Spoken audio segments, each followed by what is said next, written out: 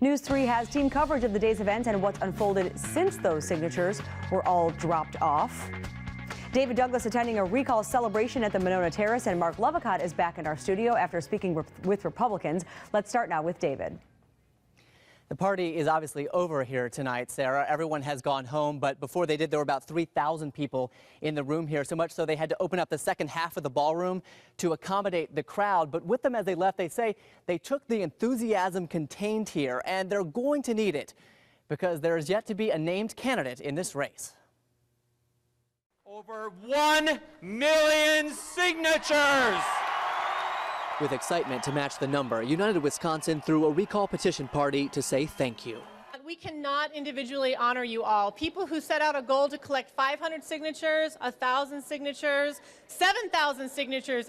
While people came to celebrate, the victory this room wants has yet to be won and will depend on finding a viable candidate who can win a recall election. I don't know if there's a short list. We've talked to candidates last week. Some candidates are interested. They haven't declared. AFSCME head Marty Beal says no one has told them they're officially ready to run, though Russ Feingold has made clear he's definitely out. It's nothing negative about Russ. I think that's Russ's choice to make.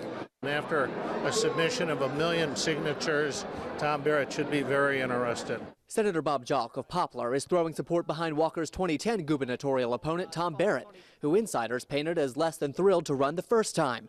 So can he really win a rematch? The last election was an anomaly. It was a perfect storm for Republican candidates. And across this nation, good people lost their election, not because they weren't good, but because the public simply made some choices in which they now are second-guessing their own decisions.